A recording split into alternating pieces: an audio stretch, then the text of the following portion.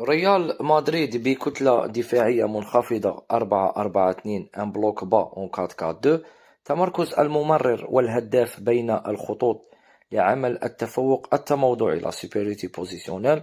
غياب الضغط على حامل الكرة وتركه دون تأطير سون كادراج. هنا فيرمين كان لديه الوقت والمساحة للعب الكرة لأولمو في المساحة التي أفرغها فاران توريس.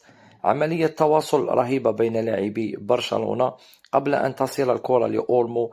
قرأ فيران توريس أن أولمو سيمرر في المساحة الفارغة. كونيكسيون une certaine connexion. غياب أهم مبدأ دفاعي عند لاعبي مدريد حماية المرمى وعمل كثافة في العمق لا دونسيفي لاكس دي بوت دون أن ننقص من جمالية التمريرة والهدف. عمل جماعي من المدرب واللاعبين.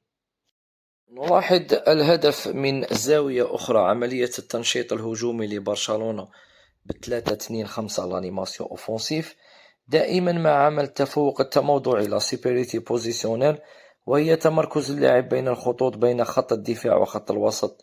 كما نلاحظ وهذا التمركز يعطيك أولوية، يا إما تستلم وتقابل المرمى أو يخرج عليك المدافع كما فعل أسينسيو وخلى مساحة تحرك فيها أولمو. مشكلة ريال مدريد بدون كرة كبيرة. المدرب القادم عنده عمل كبير بدون كرة. مشكل ذهني قبل أن يكون فني أو تكتيكي. ترك عمق الملعب لاكس دي بيت بدون كثافة، لا تغطية لا توازن، ني كوفرتور ني بالونس ديفونسيف.